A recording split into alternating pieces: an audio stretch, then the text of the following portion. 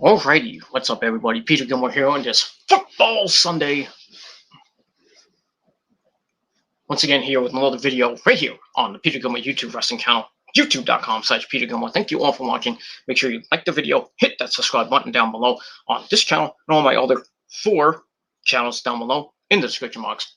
And as always, friend me on Facebook, follow me on Twitter and Instagram, share this video all over the internet, and don't forget to tap that goddamn motherfucking bell and turn on all my notifications so you never ever, baby, ever miss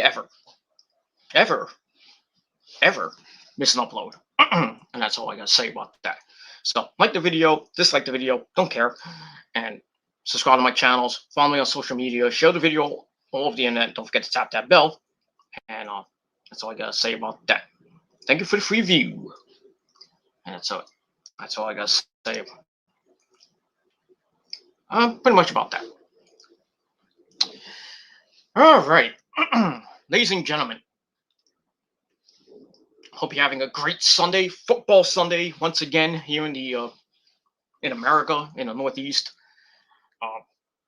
Week 6 of the NFL in the league where they play for pay, and you notice the beard's coming back. I trimmed it the other day, now it's just come back like a freaking chia pet, but it is what it is. Maybe if I had not an electric razor, but I had a blade, I just shaved this whole thing off. But I like it like that, and if you don't like it, well, too bad. And that's pretty much all I gotta say about that. Got football on the TV. That's why I'm looking over here on my TV.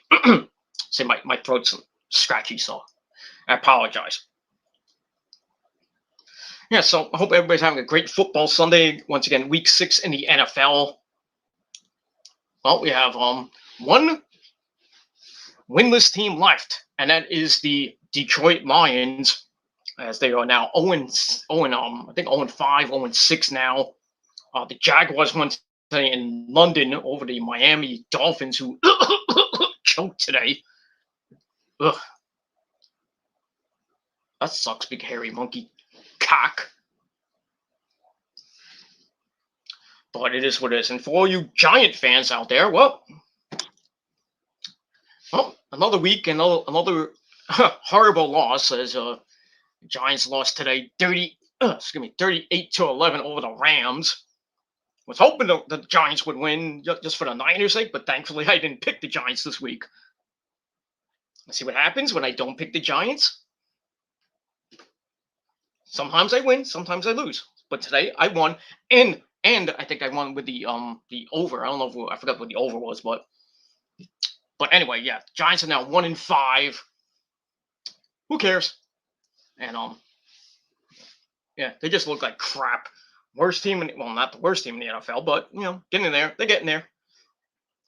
And that's that. Other than that, the Chiefs won. If you like the Chiefs, what they do.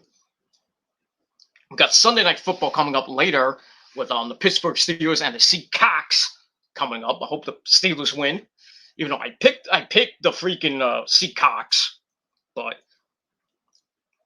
I'm hoping Roethlisberger and the Steelers pull off an upset to help the Niners a little bit. But it is what it is. Niners are not playing today. Jets are not playing today. Niners are at 2-4. Actually, 2-3, I should say. Going into the bye, and now they play Sunday Night Football next week in Santa Clara against the Dolts, who won today.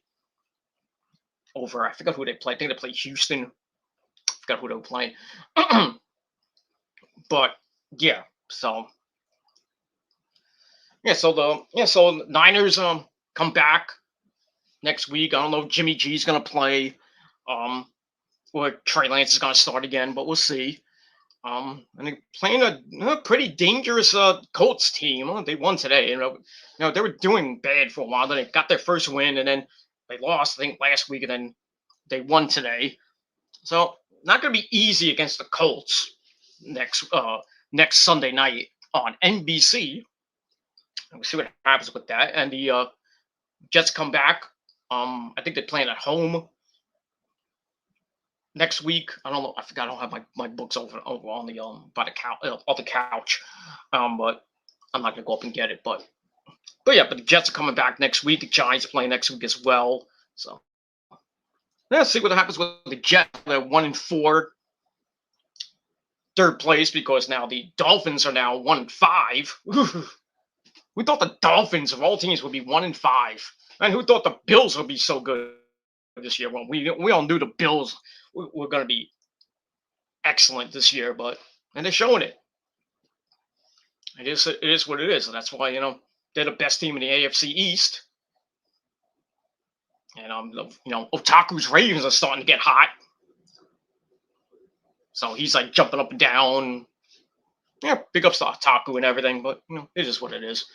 So, but now we start the 4 o'clock games. We got the Raiders. They're playing who are they playing? The Broncos, and they got the Patriots and the damn Cowboys. Just about to start on Channel 2, and then they got the Sunday night game, and then we got Monday Night Football that probably nobody will watch, but it is what it is. And then we got Monday Night Raw this coming Monday night, which should be a pretty interesting show tomorrow night. The semifinals on the Raw side for the King and Queen of the Ring. We got Xavier Woods and Jinder My Balls going at it. See who wins that. A lot of people saying Jinder My Balls is going to win the King of the Ring. I hope not, but I was listening to my good buddy Fan of YouTube's video today. He just did a live stream. Big ups to him, and we'll see what happens with that. And yeah, but he was saying that Jinder My Balls was going to win the King of the Ring because he's getting a monster heel push coming up. I hope not. I'd rather give it to Xavier Woods, but a lot of people saying that the New Day are going to break up. We've been saying that for years, right? That the New Day were going to break up and they're going to start feuding with each other. Oh, Biggie needs challengers, so why not? So it is what it is. And as far as the Queen of the Ring, we got Shayna Baszler and Doudrop. I hope Shayna Baszler wins. If Doudrop wins, Doudrop's winning the Queen's crown, and it's gonna suck. It's gonna suck. Just put Shayna Baszler in. Hopefully she wins tomorrow night, then goes on to the Crown Fool on Thursday and beats the living crap out of Selena Vega. Just give the crown the Queen Shayna. That's it. And then she'll win the Raw Women's Championship pretty soon. Oh, no, she's on SmackDown now, so. Give her the SmackDown title. She deserves it, but it is what it is. And speaking of champions, sorry for my voice. It's like I'm not with me today. Sorry. Speaking of the champions, tomorrow night we got Horseface Charlotte Flair defending the Raw Women's Championship against Bianca Belair. She's Bianca Belair. She plays with her hair. That's not even her hair, but she's Bianca Belair. Yeah, so that's that. I don't know if that's going to be the main event tomorrow night, but we'll see what happens. It's going to be Charlotte's last night on Raw, so I'm thinking they're going to give the belt to Bianca tomorrow. And then maybe set up a fatal 4-way for all the gold. Because they were saying a winner takes all match might happen at Crown Jewel, and somebody's going to win both belts. So, I don't know. But what they could do is Bianca wins the title, Charlotte goes to SmackDown, and feuds with whoever wins the SmackDown title, which might be Sasha Banks on Thursday, but I don't know. I'd rather have Becky hold the belt for a little while, but eventually she's going to Raw anyway, so Becky's going to lose the title. So I would think Sasha's going to win on Thursday. Come to SmackDown Women's Champion, and then her and Charlotte start another feud. Another mindless zombie fucking feud that I don't want to see. I'd rather have Sasha go against Shayna Baszler. That's what I think. I mean, how many times is Becky and Charlotte going to keep going back and forth with belts? Becky's going to Raw to win the belt anyway, probably from Bianca.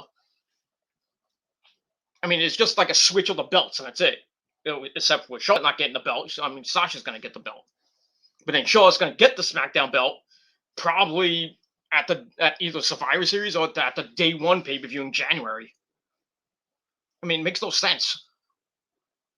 So I'm thinking, they're gonna do Becky, Bianca 2, because not really a triple threat match. It's just 2 people, but so probably Becky and Bianca either at Survivor Series or at the day one pay per view for the Raw Women's Championship. And on the SmackDown side, I probably see Charlotte and Sasha going at it, or Charlotte or Shayna Baszler and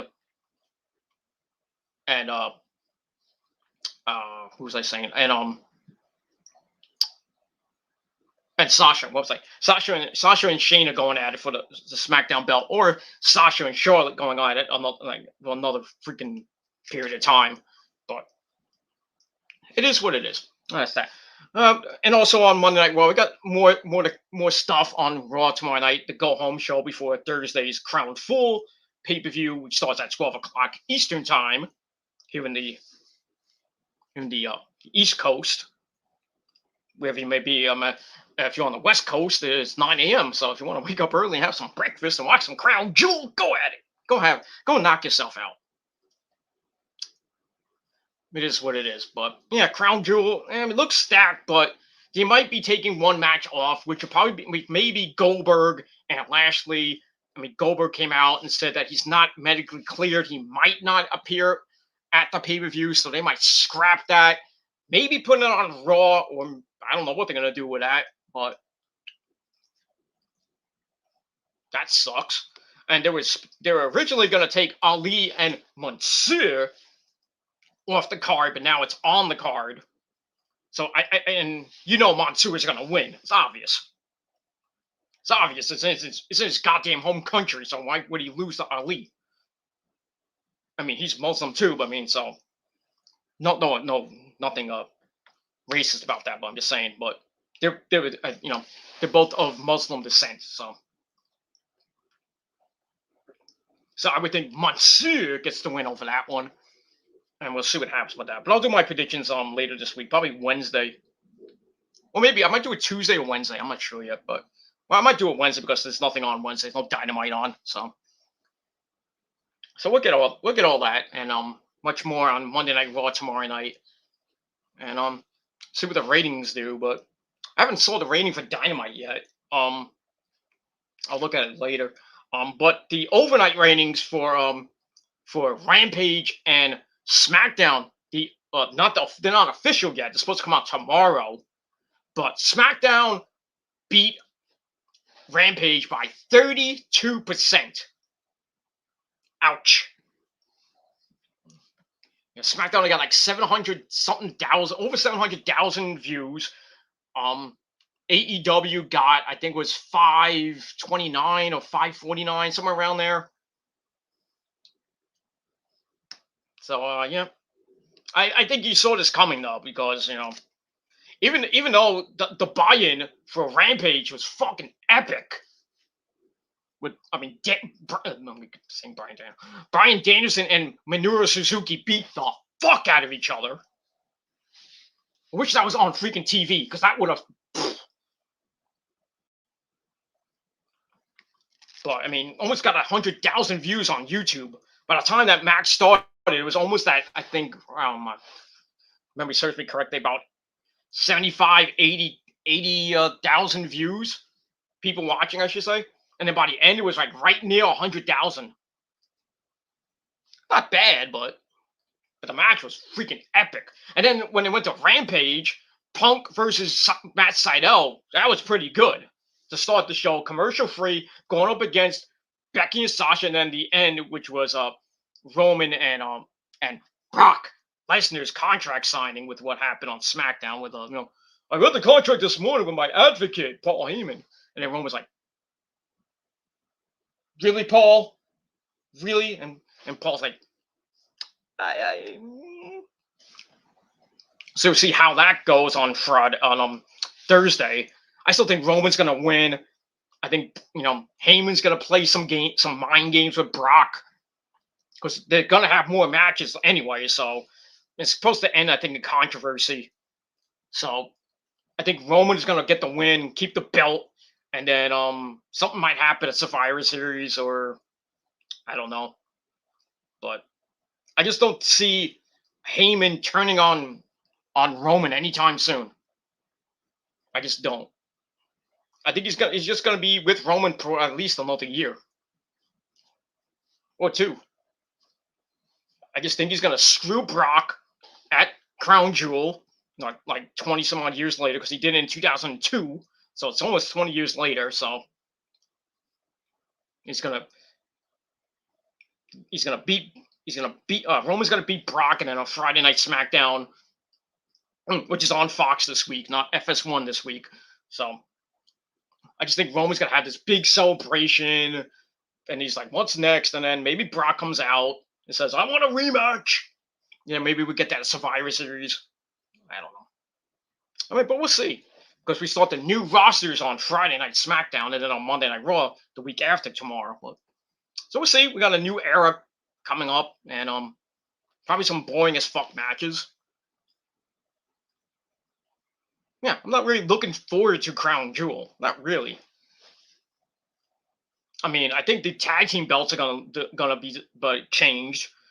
You know, AJ and Omos are gonna get the belts back from RK Bro. A lot of people thinking Matt Riddle might turn on Randy Orton. I don't know, but I'd rather have Randy turn on Matt Riddle personally. But yeah, it's what it is. It's not Pepsi today. Sorry, Diet Coke. Just for the taste of it, Diet crap. I mean Coke. That's all I got to say about that. But in any event, we had a pretty decent weekend of wrestling. Rampage and SmackDown going head to head, commercial free. Thought that was pretty nice, but still, SmackDown whipped Rampage's ass, and Tony Khan looks like a dick. But it is what it is, and that's all I gotta say. But I think that the national number, the official numbers, come out tomorrow. And I don't know about Dynamite just yet, but if anything, if I find out the rating for Dynamite, I'll put it in the comment section later on. And if I find out anything with Dynamite and not Dynamite, sorry, Rampage and SmackDown, I'll put those numbers in for my SmackDown review that I might do later, because I want to do this video, watch some football. I'm gonna have a late lunch, and then I might take a nap, and then see what happens later tonight. Maybe I'll come back late tonight and do my SmackDown Rampage review on the Killer Demons channel. So check it out. Don't forget to hit that bell, so when I do the video, hopefully you get notified. And if not, well, blame YouTube. That's it. All right, ladies and gentlemen, enough about that.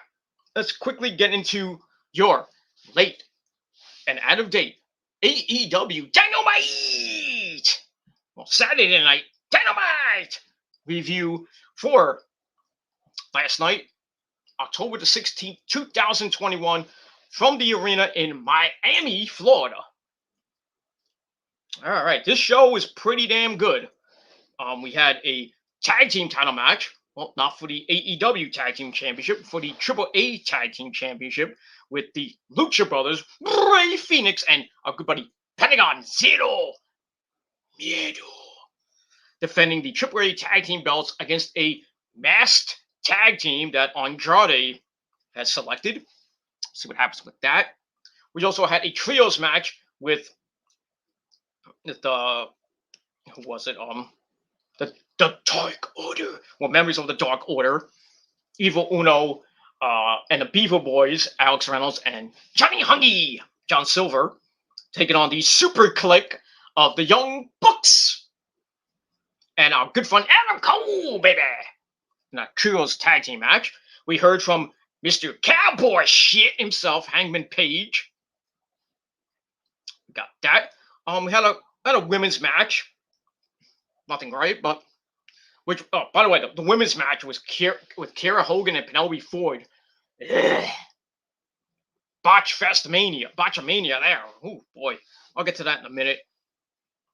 But we had some other good stuff on the show that leads into Rampage next week. which is not live, by the way. They taped Rampage I think last night or the Friday night. I don't know when they taped it, but yeah, Rampage this Friday night is not live, which sucks. So you know the ratings gonna go back down, or it might stay the same. I don't know. But yeah, Rampage is not live this week, which sucks. And spoilers are already out. It's just, yeah. I wish they should have just went live in Orlando, but it's supposed to be in Orlando next week, which is on with Dynamite's in Orlando. It's live next week, but Rampage is not, which makes no sense. So go figure on that one. But yeah, I mean, they're gonna have a couple matches. Well, I'll get into a little bit further. Anna Jay taking on Dr. Britt Baker, DMD, baby, for the AEW Women's title. And we also have 2 matches in the World Title Elimination Tournament that the finals will be at Full Gear, and the winner of that faces the winner of Adam Page and Kenny Omega at a later date. We'll see what happens with that. So we got the first 2 matches on that show. And that's pretty much all I got to say about that. It is what it is, and that's that. So Rampage, not look. I mean, I already saw the results.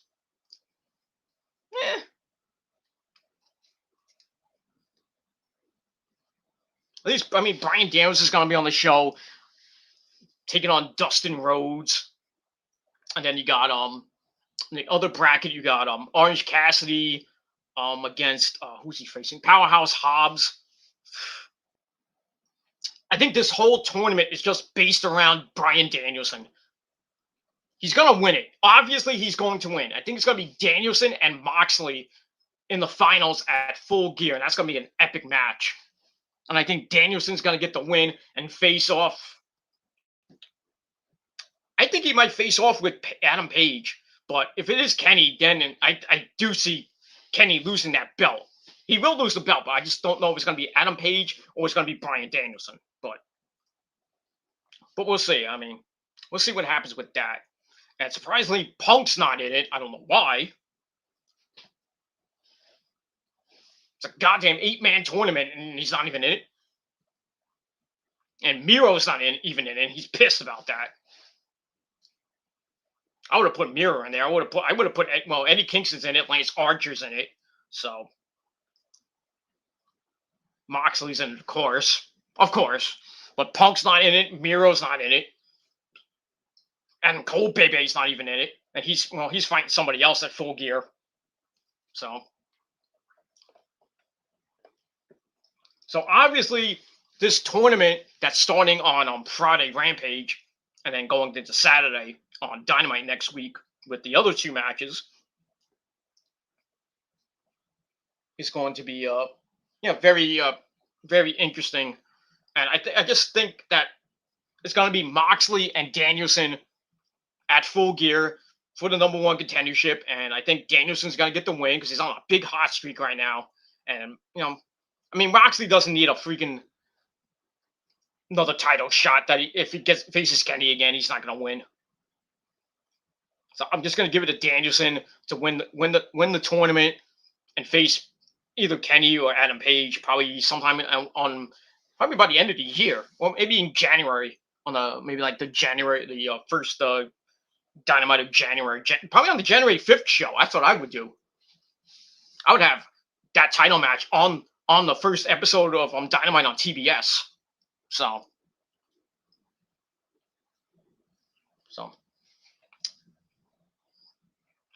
sorry. So we'll see what happens with all that, but we'll get there when we get there. All right, let's get into it. Let's not waste any more of your time. So I'm only at 25 minutes, so it didn't take that long, but it is what it is.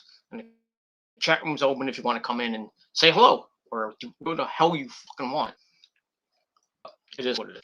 All right, so the review, we start the show, which is at the James Center in Miami, Florida, like Rampage was on Friday night. And we have our commentary team once again of Excalibur, good old JR, Jim Ross, Tony Baloney, and once again, our good friend CM Punk, who kind of crapped out on commentary last night. Called Brian Danielson, Daniel Bryan, and he dropped WWE a little bit, dropped Ring of Honor. He drops a lot of things, but it is what it is, and that's all I gotta say about that. All right, so like I said, Saturday Night Dynamite because of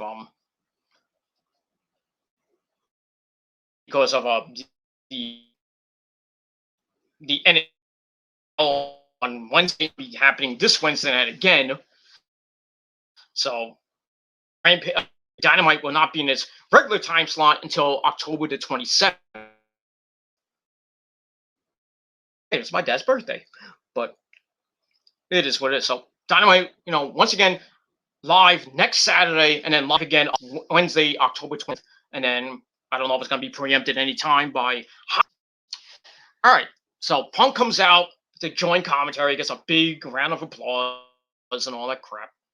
Blah blah blah. Then we get the rundown for the evening. All right, then we start off our first match. Dante Martin of Top Flight taking on the Man in Black, Malachi Black, or Tommy End, whatever you want to call him. Not a bad match. We had Lio Rush at ringside, who's just like his advisor or manager. I don't know what he is. Manager, basically almost doing the same thing he used to do in WWE with Bobby Lashley when he was just like his guy, the almighty Bobby, bullshit that he did in WWE. We're doing the same thing. But anyway, we get to the match, and match was all right. Nothing great. Starts off with some arm drags Martin down. Then he sends Malachi to the outside. Goes for a dive, but it's too early as Black comes right back in, elbows in the face. He hits a power bomb, then goes right into a half crab. Ow. And Martin's in trouble early, but he gets out of it. Martin gets an STO and a shin breaker, setting up a knee bar. Makes the ropes again, but that's by Martin makes the ropes to escape, goes up top, only to have his springboard blocked. For a sunset flip Martin a 2 count. Then he hits a poison Rana out of the corner, which staggered Malachi. Then board flippity dippity doo, a little slip there, but he got him anyway. They go back in, double springboard moonsault missed for Dante, which sets up them going back and forth. Malachi kicks him down, scores with a top rope double sub, then a kick to the head, then a hard German suplex. Martin beating the crap out of him. He goes up top, broken up with a super Hurricane Rana. Martin escapes again. Tries to go up again, only to get caught. He jumped off and then rolled through, and then Malachi, and Lio Rush is like, damn. So Malachi Black hits Black Mass, and then he takes his time and is like, all right, I'm gonna pin him. 1, 2, 3. That's it. Not after the match, Malachi still stays undefeated, and Dante Martin should have just shut his mouth. And that's pretty much all I got to say about that. And that's it. So yeah, Lio is not pleased with Dante, and next time don't you want to make an open challenge? Don't have like a guy like Malachi Black answer your challenge. But that's all I got to say about that. So Malachi gets in with him next week, as he has a big time match next week in Orlando against Cody Rhodes. Malachi Black, Cody Rhodes 3 next week in Orlando. I don't know why, but I mean, Malachi Black's gonna kill Cody a 3rd time. I mean, he didn't blow. I guess he didn't blow the black mist in his face fully. I don't know. But looks like looks like they're building up Cody Rhodes to make this comeback thing. I don't know, but that's all I gotta say about that. Just looking at the Cowboy game. Just give me 1 second. We'll go on from there. Yeah, so Malachi Black gets the win. Match I gave 3.5 out of 5 stars. Pretty decent match for what it was. All right, Patriots are up 7-0. But the Warriors are about to get into we're in field goal range right now. I'm about to get into the red zone. So we'll see what happens with that. Move on.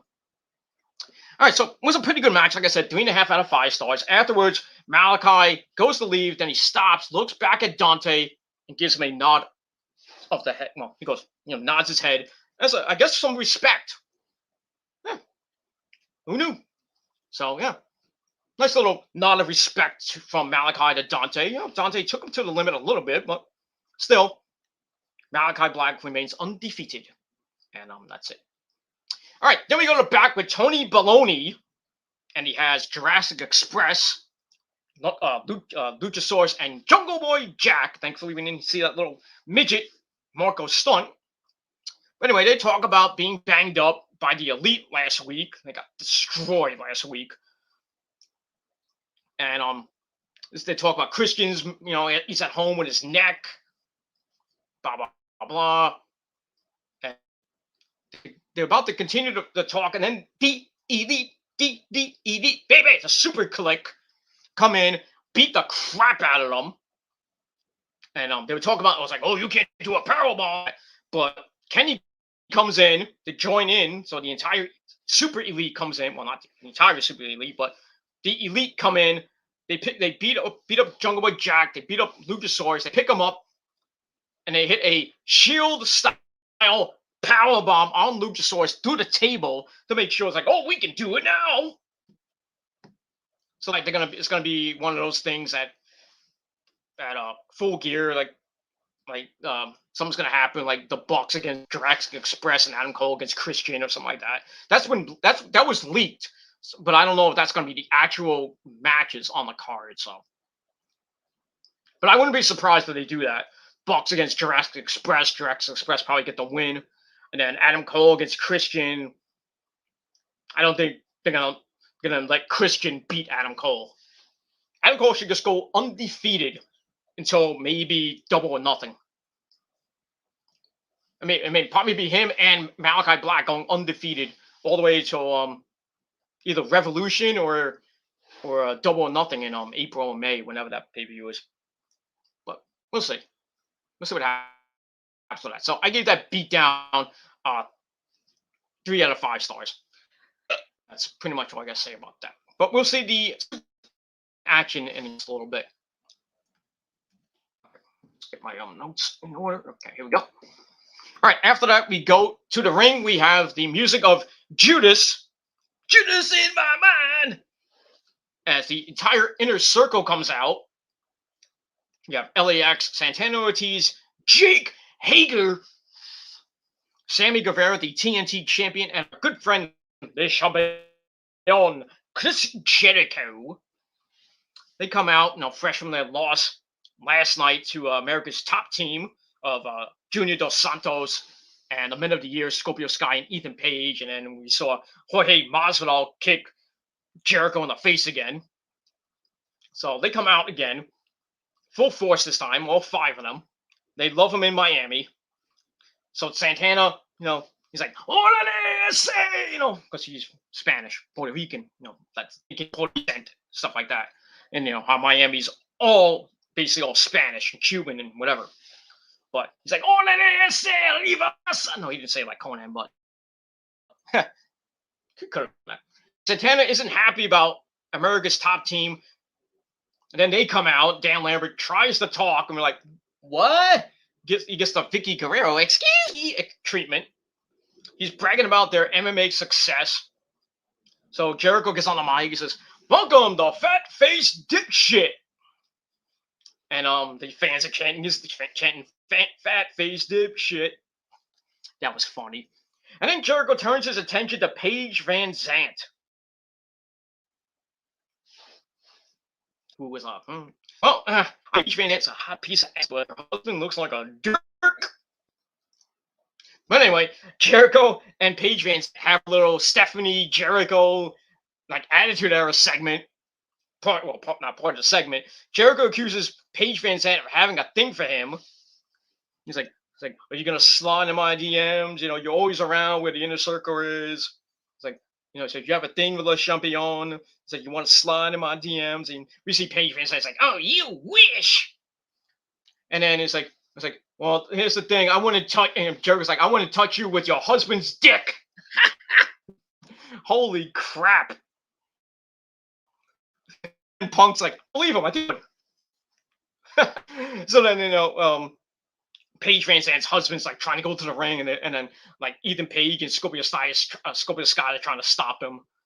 That was kind of funny. So a little bit of a Stephanie Jericho. I was gonna go, it's like trashy, chew bitch, whore, or something like that, whatever you used to do in the Attitude Era. That was hilarious. But that was hilarious. But anyway, Jericho challenges them in-man tag match between them and his team and Dan Lambert's team. Lambert insults them, and he talks about Jake Hager's head. He's like, "Oh my god, holy shit, what you got in that head?" Something like that. Make it a head, not that head, but you know what I mean. So Lambert's man tag if the inner circle accept their challenge, but he won't give out what those terms are until next Saturday. So next Dynamite, we'll find out what Lambert's terms are. I'm still thinking it's going to be maybe Stadium Stampede, but we'll see. But anyway, then Scorpio Sky says he has pinned Jericho not once, but twice. And then the fans like, you suck. So I was thinking maybe get Jericho and Scorpio Sky on Dynamite next week, but I don't know. And then Sammy Guevara is like, I want to fight now. I'll kick all your ass next week.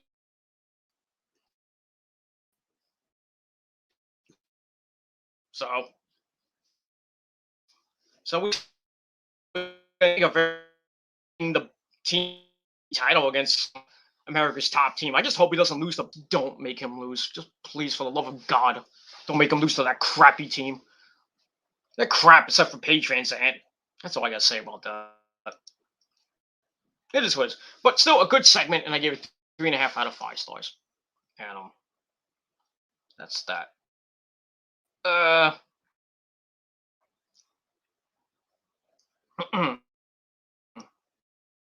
right. Then we go to our next match for the AAA Tag Team Champion. Pentagon Zero Middle with Abante. Take on Andrade special team, the special Max team. These green Los Conquistadors. They called Las Super Ranas. And I think you know who these guys are. They look like the Super Frogs. Green suits and masks. And clearly, this was FTR. You knew. Punk even said it himself. He's like, I don't know if the Lucha Brothers care, but that's clearly FTR. And Tony Schiavone's like, yep, I believe you. And match was all right. Nothing great. 8-minute match. Kind of went back and forth. Number one, I guess I'll go the Conquistadors route. Number one, was taking out Rey Fenix. They were going at it. And then it all broke down. All 4 men in the Lucha Bros trying to go for the masks. And Tony Schiavone and Punk and everybody on commentary is like, yep, that's FTR. Mainly due to the lack of flippy dippity doos. Come off. It's obviously FTR. So they beat the crap out of the Lucha Brothers as we go to break. We come back. Phoenix gets dropped ribs first on the top rope. But then Pentagon comes for a big brawl. Rey Fenix gets a running start to springboard onto both of them, which sets up the Lucha version of "What up?" Well, I don't know how you say "what's up" in Spanish. "Que pasa?" I think it's called. I don't know. I don't speak Spanish. I'm trying to. Anyway, only to get super kicked by both members of the Lucha Brothers. And then Tully Blanchard comes out in a green suit, mind you, causes the shin to onwards Hardwood to hit Ray Phoenix out of midair with a belt shot. Then he gives Ray Phoenix a brain buster, and that gets the win for them. So FTR is the new AAA Tag Team Champions.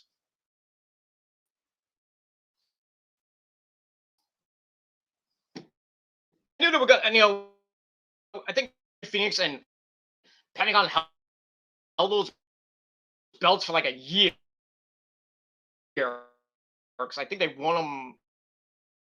I know they won for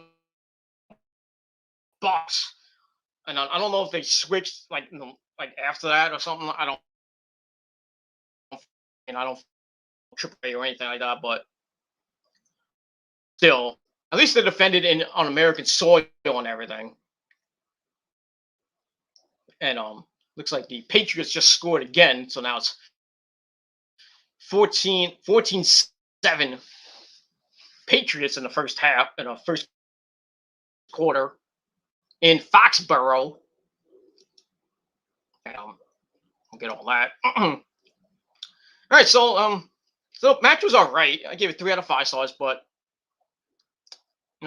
FTR is the new team champ. Probably will never defend them. I don't know if they'll defend them in Mexico or Puerto Rico. I don't even know if they'll even defend those belts. But and move on from there. 8-minute match. So we'll see what happens with that. But the Lucha Bros are still the AEW Tag Team Belts champions and Tag Team Championship. So we'll see what happens with that as we get the full gear. But like I said, 3 out of 5 stars for the match. And once again, Tony. I mean, where the hell was Alex Marvez this evening? I don't know. Maybe they fired him. I don't know. But anyway, Tony's Dante's lost the Malachi Black. So Leo says Dante Martin failed because he screwed up. Basically, yeah, he did. But he tells Dante that he can be successful if he just listens to him.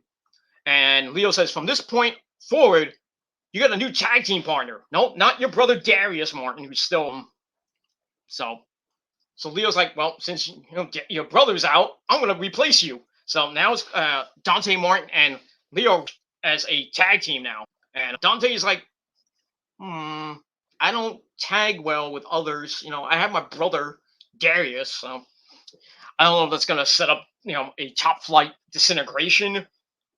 I don't know, but it's something to look at, and that's all I say about that. So I gave that 2.5 out of 5 stars, and that's it. All right. After they go to like the stairs or something, like in the arena. We catch up with Andrade and FTR celebrating their win. And then we see MJF come in and say, "Hey, ¿qué pasa? Silencio, Tito." He gets to speak Spanish, but doing a really horrible job. He comes in to celebrate them, and he gives Andrade some envelope. It looks like some money. So he rented and he's like, "This is just a one-time thing." And like Andrade's like, "Whatever. I'll take my some nice stuff for my wife. Horse face show. All that. I gotta get new shoes. Gotta get a new dress. Maybe some new boobs. I don't know."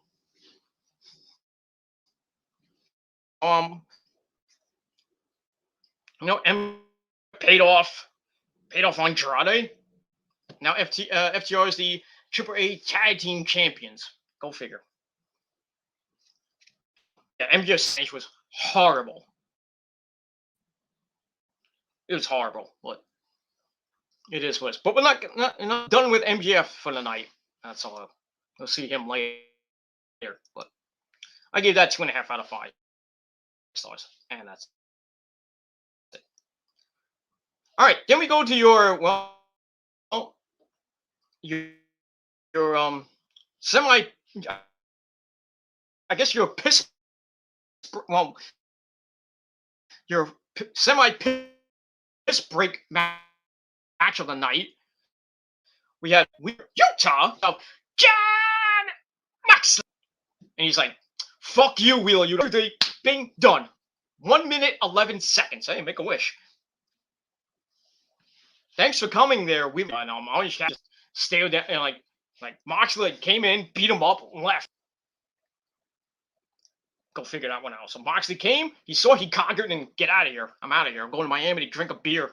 Oh, did he have some oral sessions with his wife at the hotel?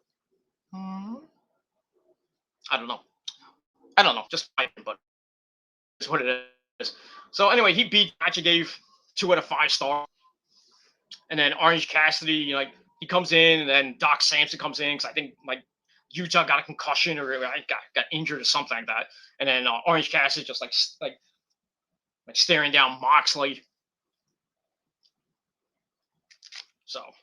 So maybe we'll get to see Orange Cassidy and Moxley down the line. I don't think it's gonna come in, but actually it might be because I think they're on the same side. Actually, on the same side. I think they're on the same bracket on the one side. I think they're on the same side, so we might be seeing Orange Cassidy and Moxley in the semifinals of the tournament, which will probably be either next Dynamite or the one after that, probably the 27th Dynamite. And that's it. So see what happens on that. Like I said, 2 out of 5 stars for that. Just bing, bang, boom. You went to the bathroom, you missed it. And that's it. All right, then we go to the back again. We have Serena Deeb talking about her win last week against Hikaru Shida, going for her 50th win, and then she beat her, and then she hit her with the little whatever you want to call it. So she talks about not happy with how the division has been on sabbatical. Took her time off, I think, after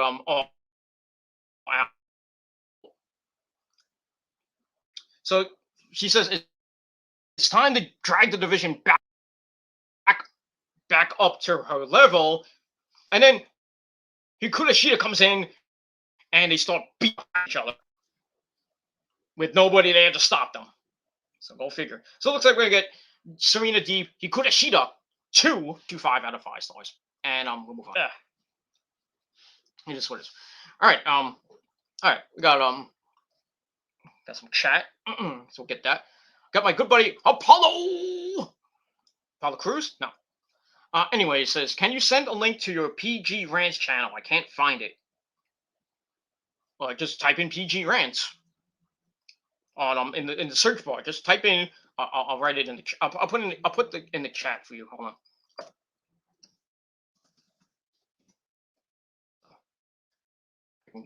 Get up. Okay, here we go. All right, there you go. Just type in that, and you should see my channel. And if that doesn't work, then I don't know what to tell you. But all you can do is put in youtube.com/PG Rants, and you should get there. And that's that. But that's it. Yeah. So check out the rant channel. I got my 3 rants I did this week. So check them all out. Give them a like. Give them a thumbs up.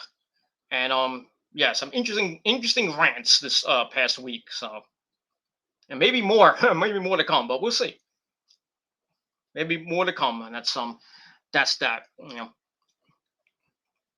I did just check out the videos, and that's it. I did 2 videos about mindless zombies, and then another one, basically a follow up to my old video, my apology video to the YWC. So I call that Coming Clean to the YWC Part 2.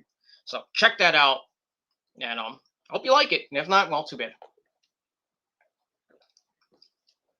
We're going full steam ahead this time. Drama free.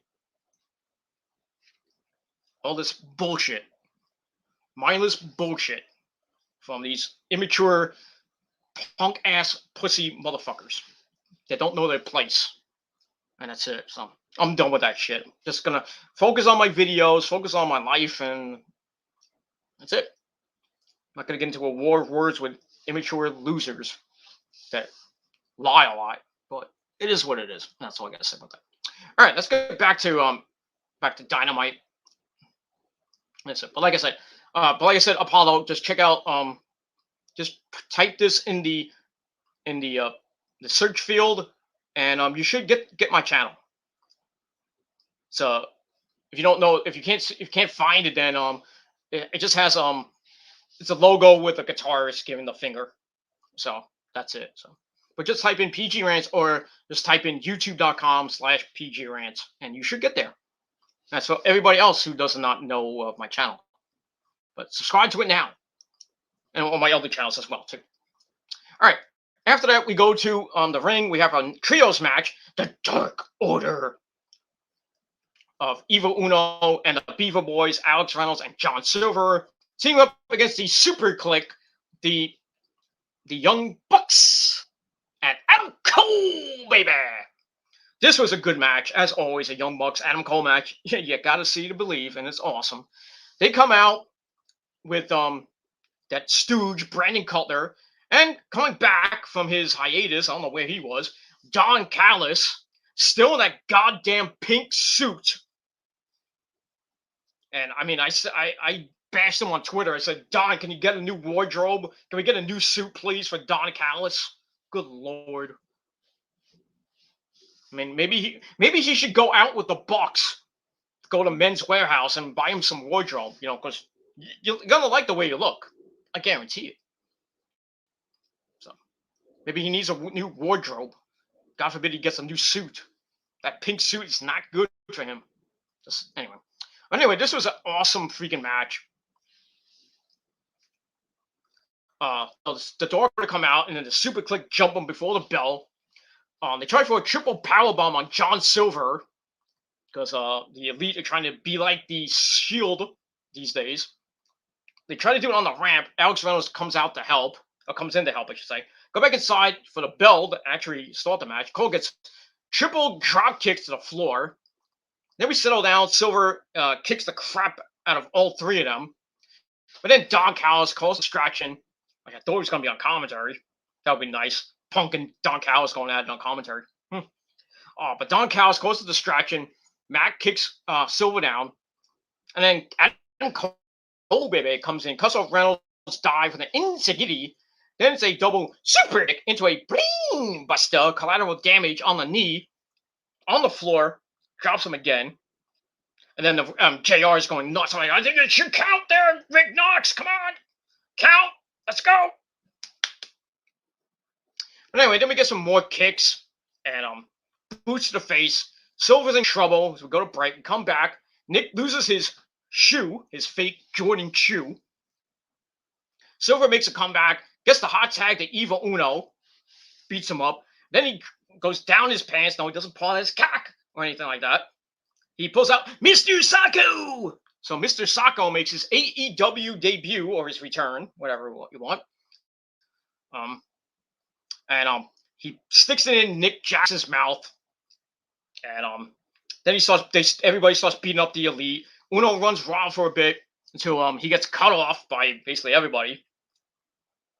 And the crowd's going nuts, and then they get cut off by the Super Click. Cole gets Uno in a camel clutch, and they're about to do, the whole thing with Adam Cole. He puts him in a camel clutch, fucks him in the ass to make him humble, and then the Bucks go back and forth, and they kiss Adam Cole on the cheek. Well, not this time, as the Beaver Boys stop that, and then they come in and they kiss Adam Cole on the cheek. If you've been watching PTE lately, John Silver calls Adam Cole Budge or Fudge or whatever his name is. I think it was Budge. So that was kind of funny. So anyway, a double backdrop puts Cole on the floor. The Order gets to get in and pose for a change. Like, hey, we're going to talk Order. And then they hit something evil. One of their finishing moves. Gets two on Adam Cole. Everything breaks down again. Then the Dark Order gets sent to the outside. They get taken out by a bunch of guys by the Bucks, which leaves Adam Cole to kick Reynolds down. But Reynolds owns the match with a run for a near fall. He needs Cole in the face for a bonus. Then the Bucks come back in, and then that's it. 3-on-1. And nice to know you, Alex Reynolds. Bucks come in with some super kicks right into the Panama City Sunrise, right into the BTE trigger by the Bucks, right into the boom, baby, and he in an 11-minute match. So once again, the Super Click, the Elite, if you want to call them, they get the win. You know, and JR's like, it's always 3-on-1. Yeah, it is what it is. Too sweet. That's all I gotta say. Yeah, pretty good match. I gave it 3.5 out of 5 stars. And that's it for that. Afterwards, he comes in and kicked in the earlier in the night. He goes after the Super Click, who run off because he brought in a chair, but sadly Brandon Cutler is left all alone. He tries to use the cold spray on Jungle Boy. That gets blocked by the chair, and then Jungle Boy beats Brandon Cutler, locks him in the snare trap, and Jungle Boy's like grabs the spray can, so spraying it in Brandon Cutler's eyes. That fucking stooge. And then the Bucks and Adam Cole's like, no, we want to help you, but we're not gonna help. So Brandon Cutler for dead again. That was Brandon Cutler. I would just freaking leave the Elite. Just get him out of there. I know he's the cameraman for being the Elite show, but get him out of the Elite. He's not part of it. What does he do? Just comes out and films. That's all he does. And if he does have a match, he's always a jobber, and he's only won one match in his career. It's a waste of time. Get him out of the fucking company. Garbage, this guy. Him and Nakazawa should Nakazawa should go back to Japan. And what happened to defend the Impact Tag Team belts at Bound for going on with them? It was at I know New Japan had a show in Philly last night. I didn't even know about that, but it is what it is. Buddy Murphy made his Buddy Matthews, the former Buddy Murphy, made his debut in New Japan Pro, not New Japan Strong, I should say. So there you go. Buddy Murphy's back wrestling. For now, he's working for New Japan Pro Wrestling. So that's good. I don't know if he's going to go to Japan, but it is what it is. And that's that. And we move on. And speaking of other people coming to Bound for Glory, we got the Prophecy, Rosemary, Decay. I'm sorry, Decay. I call him the Prophecy. It is what it is. Rosemary and Jessica Havoc are going to defend the Women's Tag Team Championships against the Inspiration of formerly the Iconics, just Peyton Royce and Billy Kay, now known as Jessie McKay. What's her name? Jessie McKay and Cassie Lee, I think they're called. Yeah, so they're going for the tag team belts at Bound for Glory. So it is what. Big ups to Rosemary. She I left her a tweet. She tweeted something. I forgot. I think she tweeted about a video of that. Of her, it was her and Jessica Havoc and the interviewer for Impact and Gil Kim, and then Gil Kim gets a letter from a UPS guy, and she opens it, gives it to the interviewer, and the interviewer's like, blah, blah, blah. She reads it, and it says like the Inspiration is coming to Bound for Glory for the tag belts, and then Rosemary tweeted that last night, and I wrote Prophecy wins, and then guess who liked the tweet? My demon bride, of course, Valerie Sky herself. Told you I get tweets and retweets and likes from people, especially wrestlers. So that's why I am Mr. VIP and you're not. So yeah, so Rosemary tweeted me. Actually, Friday night, Nick Camarado, remember that guy? Nick Camarado, Mr. Captain Caveman himself of the night. What's that called? With QT Marshall's group. some Captain Caveman himself, Nick Camarado, put up a tweet on, I think it was Friday night. Actually, no, was it yeah, he put up a tweet saying that Final Fantasy VII is the most overrated game in the franchise. Okay. And then Evil Uno's like, well, what do you consider a RPG there, Nick?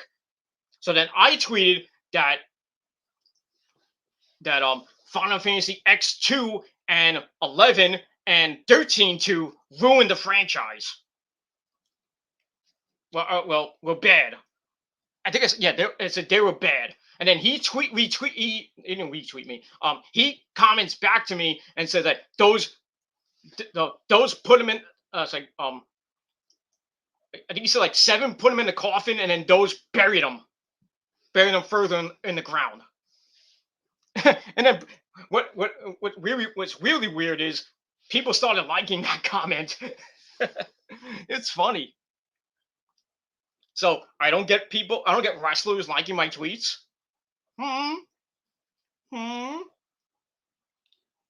See, you motherfuckers get tweets on your Twitter page or your Instagram or your Facebook page for that matter either. So yeah, so Nick Camarado, and to an extent Evil Uno and Rosemary tweeted me all last night.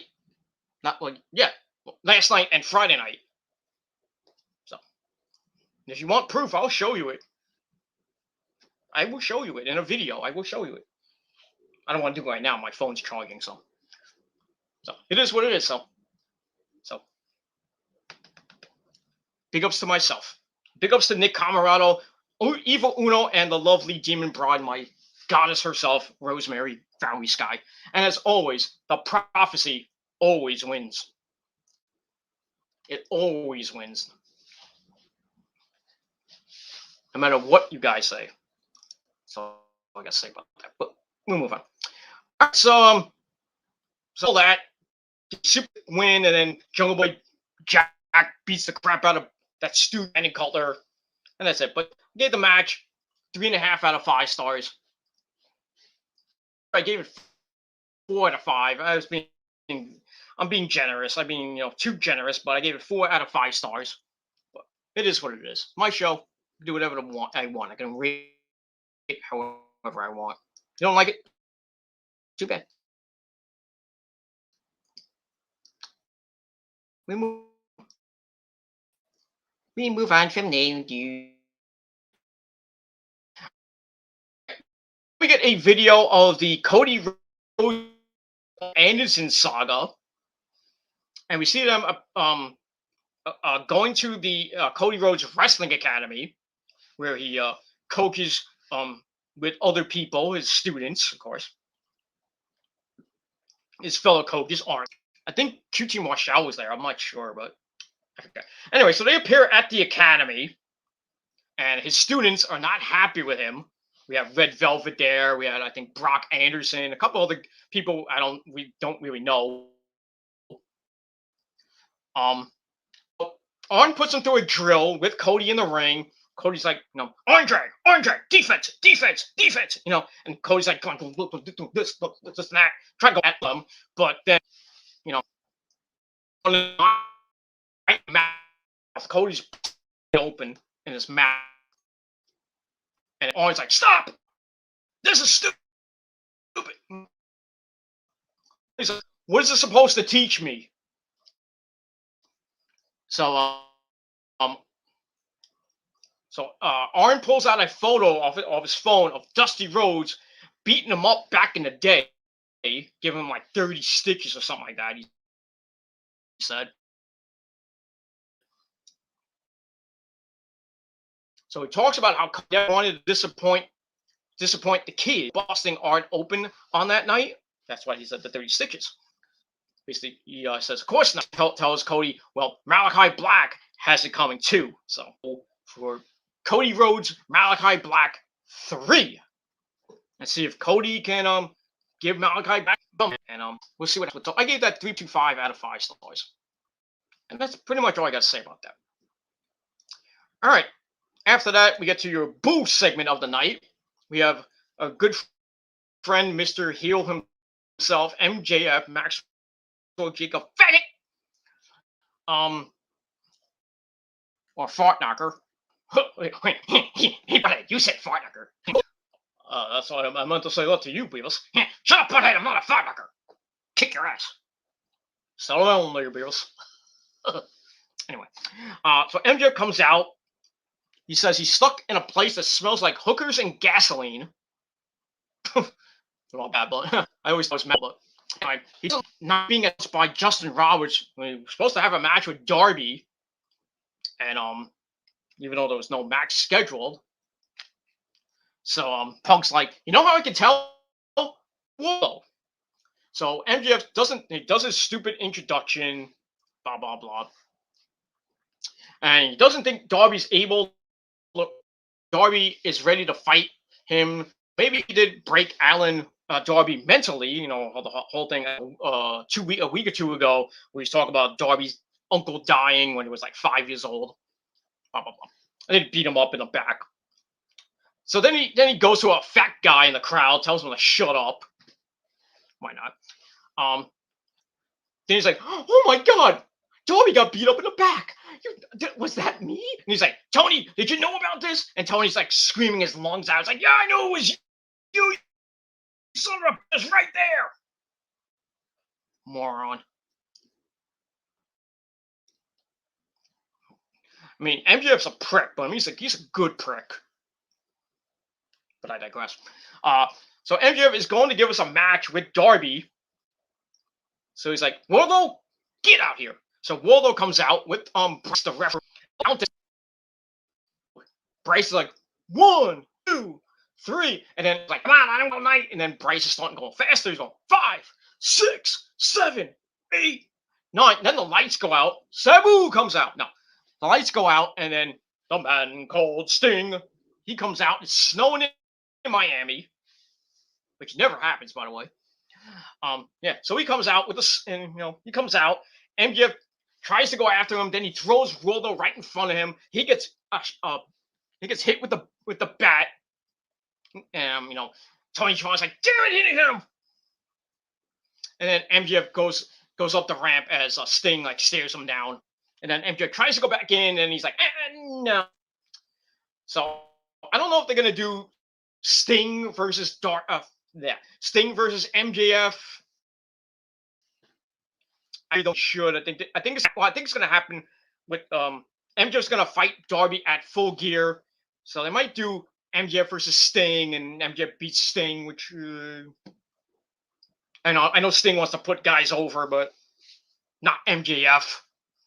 But I know he's gonna win anyway, so doesn't matter. MJF's a prick. That's all I gotta say about that. But still was a decent segment. I gave it 3.25 out of 5 stars. All right, after that, we go to the back with Tony Baloney with Anna Jay. She's about to talk about what happened with I believe that she was supposed to talk about Penelope Ford and the Bunny attacking her and Ty Conti last week. And then the AEW Women's Champion, Dr. Britt Baker, DMD, baby, comes in to interrupt, talks about how the Super Click, baby, no, I should mention that, beat the Dark Order. It's like, we want to talk about you. And she's like, the Dark Order are a bunch of losers. And it's like, they're not losers. And they go back and forth, talking some smack to each other. And then they start beating the crap out of each other. And then referees have to break it up. So, coming out of that, we got a women's title match this Friday, I should say, on Dynamite, on Rampage, and she gets her title shot against Baker Bay. And that's all I gotta say about that. We'll see what happens. So I gave that 2.5 out of 5 stars. And like I said, the spoilers are out already. I'm not gonna give you guys them unless you guys want me to. If I give them out, then you're gonna. When I do the review, I'm like, oh. But they're out already, so just go on Ringside News or any dirt sheet. They're out there, so go read them because Rampage is taped this week. It sucks. And all I will say is not a good night for Anna Jay. And that's all I gotta say about it. But I guess I gave it away now. So, but other than that, yeah, that's it. So, so we got Anna Jay versus against the Dr. Britt Baker for the AEW Women's Title. See what happens with that. But the whole full gear card was leaked supposedly, and they have one women's match, which is Thunder Rosa and Nyla. No, what was it? Thunder Rosa, not that Rosa. Thunder Rosa and Jade Cargill. I don't know if that's gonna be a number one contenders match or it's a match for the TBS title tournament that's gonna start. I don't know if that's supposed to be the start of it, but I think that's gonna be the finals actually. So I don't know why they would do it at Full Gear. So it makes no sense unless it's going to be like I said, number one contenders to the AEW title, women's title, instead of the TBS title. But we'll see. But from the lead card, we don't see Britt Baker on there. I mean, is she gonna defend the belt? I mean, the final pay-per-view of the year for AEW is not really the best pay-per-view. It was really, I mean, Double or Nothing is the top pay-per-view. Next, then it's All Out, then it's Revolution, then Full Gear, which is the third one this year, Full Gear 3. And they don't have Britt Baker on the goddamn show. Come on. I mean, really, who is she gonna fight?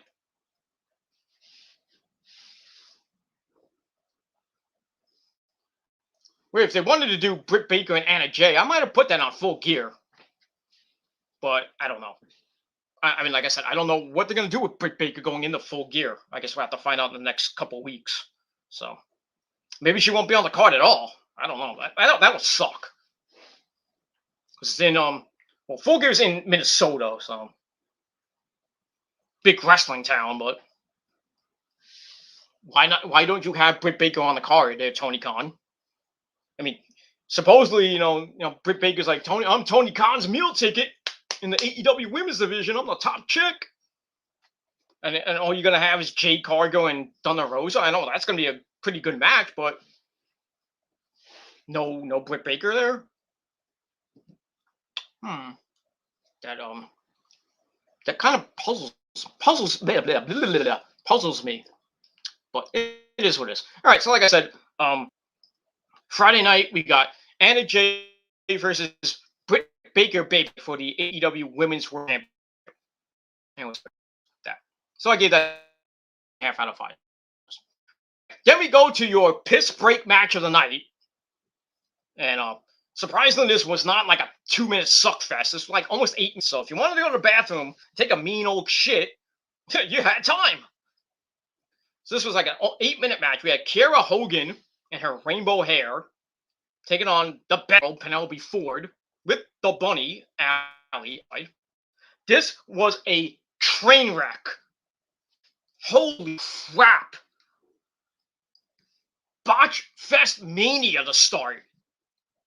Holy crap. But then it started getting, after the Botch Fest for like the beginning of the match, and then they started like okay, we fucked up. Let's do what we can to make this match actually pretty decent. I mean, the end parts were okay, but the beginning, blech, horrible. Anyway, so the funny moment in the match where Punk's on commentary is like, "Is Kiera Hogan related to you know who? Hogan brother?" And they're like, "No." And he's like, they're like, "No." I'm like, right? They're like, Paul Hogan, the Crocodile Hunter, Crocodile Dundee. Nope. Ben Hogan, the golfer. Nope. I thought that was kind of funny. Like, so no relation to any Hogans around. It is not even Horace Hogan, but but anyway. That was kind of funny. So anyway, Tony Maloney then brings it back to focus on the TBS title. So yeah, that was I mean, like I said, the beginning of the match was just horrible. I mean, Penelope missed the leapfrog, and then they're like, what do we do here? So just botchamania for the beginning of the match.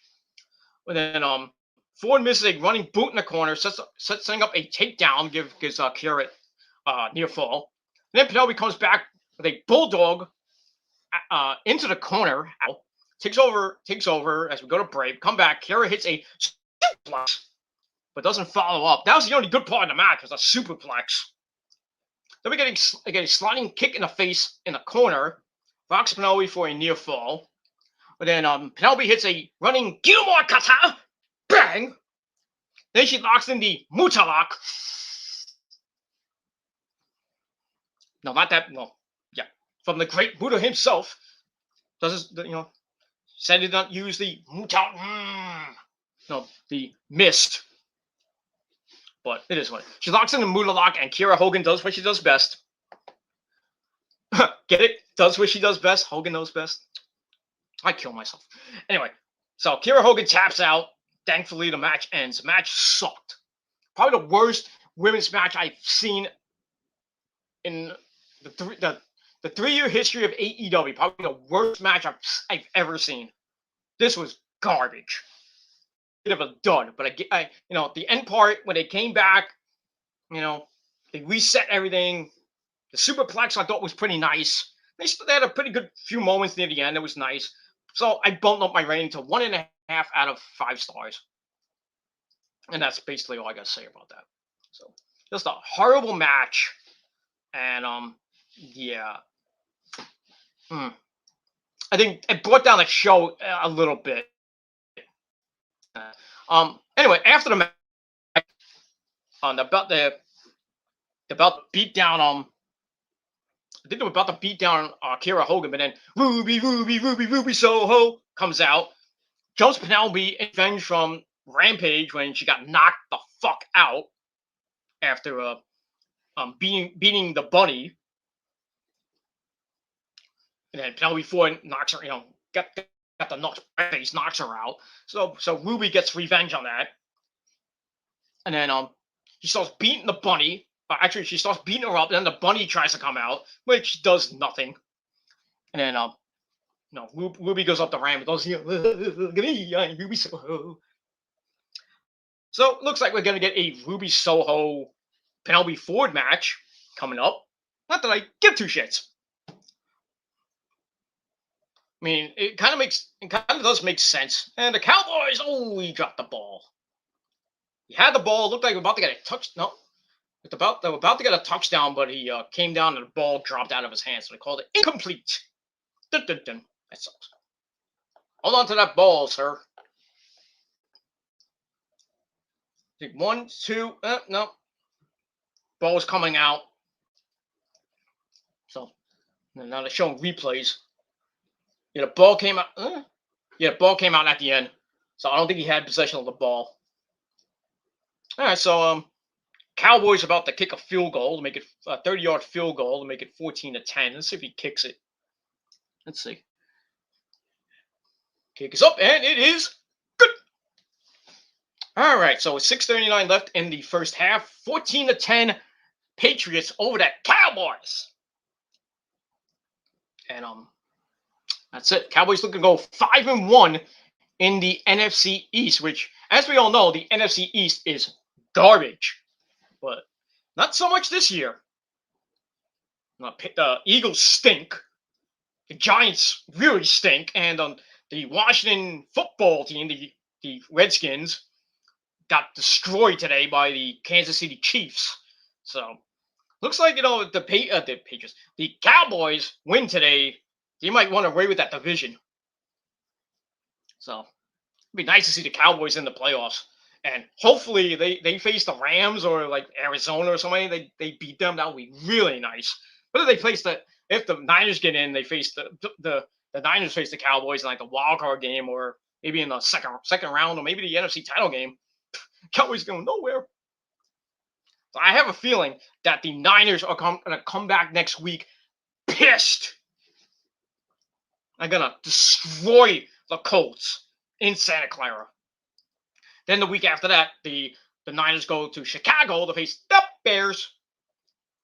And I think after that, they play the Jaguars, who won today. They got their first win. So that might be a toughie. The Bears game is definitely going to be tough in Chicago, of course. That's a 1 o'clock game in Chicago. So that game I doubt it's going to be on Fox, but that's the Halloween game. And then after that, they got the Jaguars. Then I think after that they played the Rams and then the Seahawks right before Thanksgiving. Some tough games coming up for the Niners in the second half. Couple of toughies. Then I think they got Atlanta. I don't have my books over there. Now I know they got the Rams twice. They got the Rams at the end of the season in, I think, Santa Clara. Then they got Arizona in Santa Clara coming up. They got Seahawks in Seattle coming up in a couple of weeks, which they never win in Seattle. So the 2-3. They got 11 games left. It's an 18-game season, of course. So they got 11 games left. I would love to see them go 8-3, maybe 9-2 would be really nice. Maybe make that run for the playoffs if Arizona and the Rams and the Seahawks knock each other out.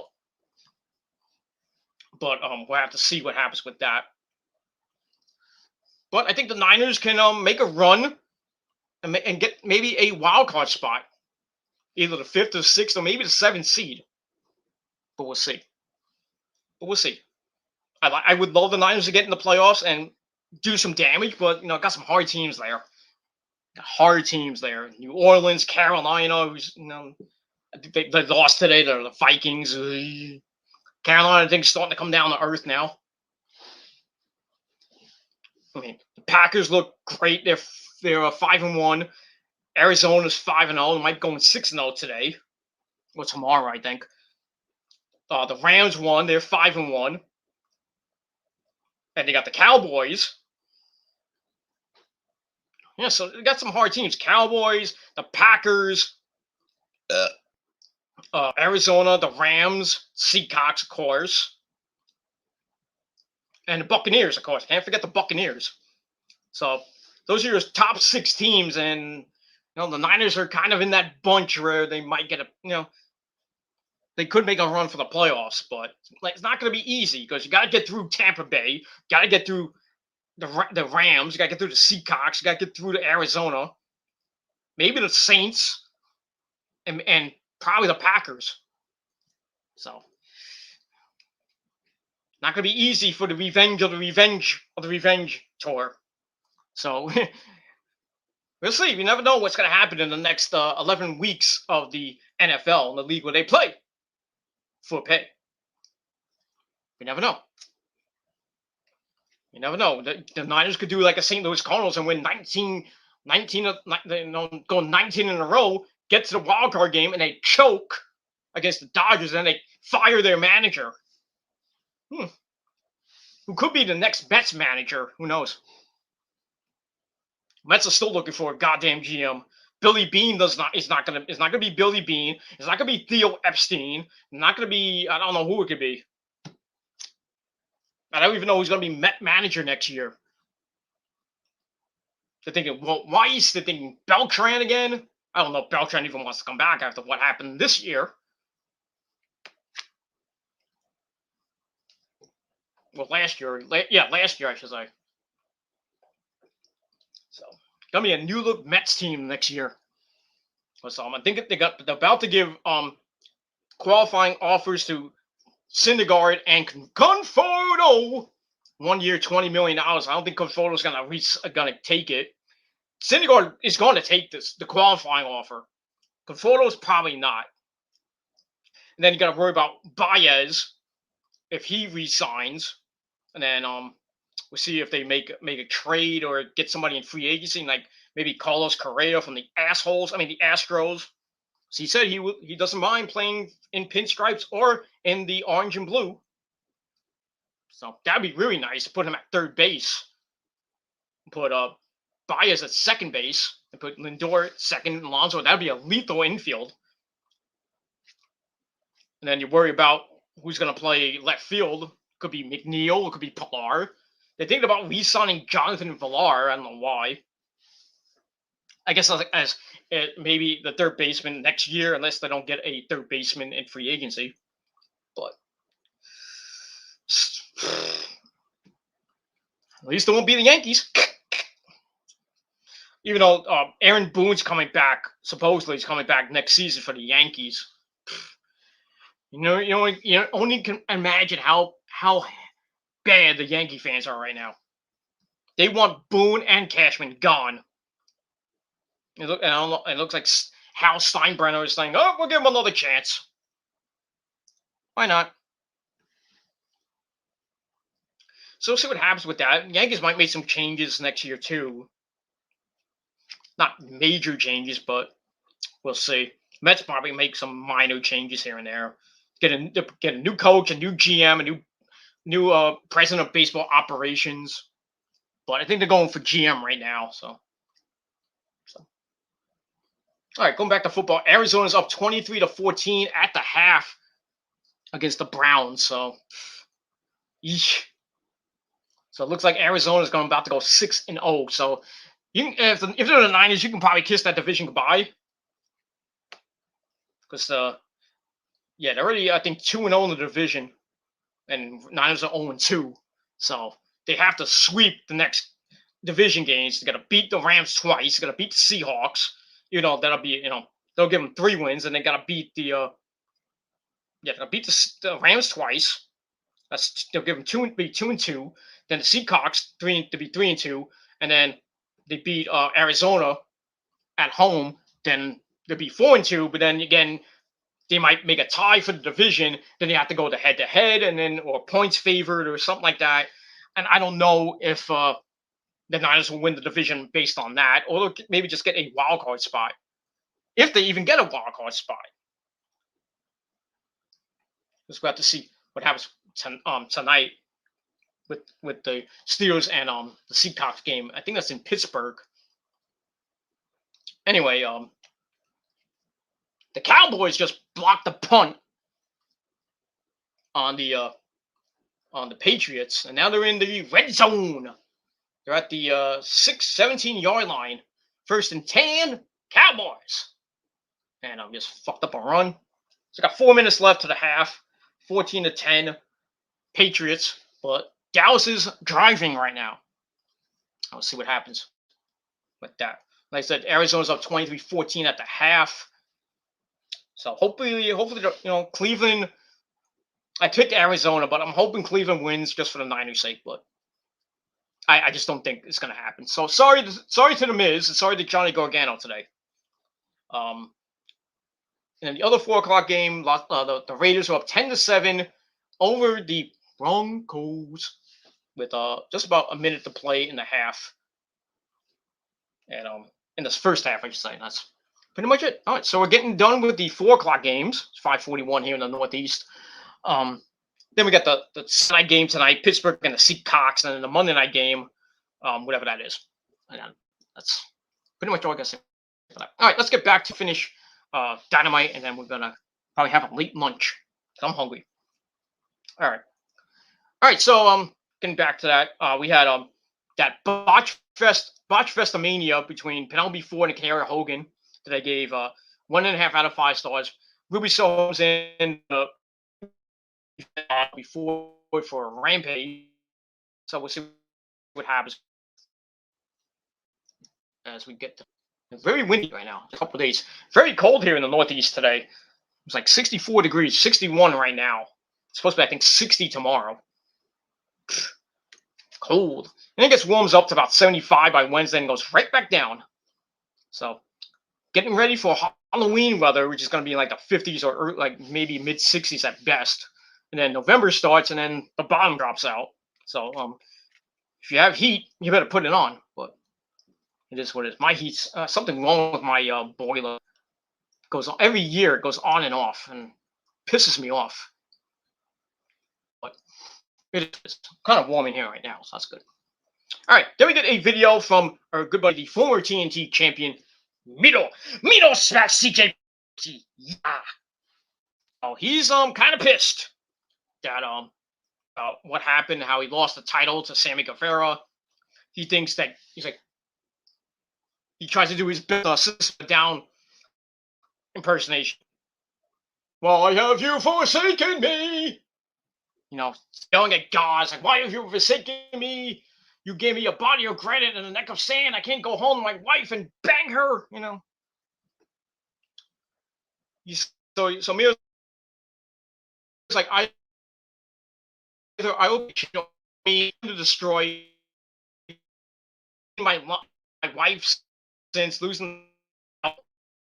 I will not.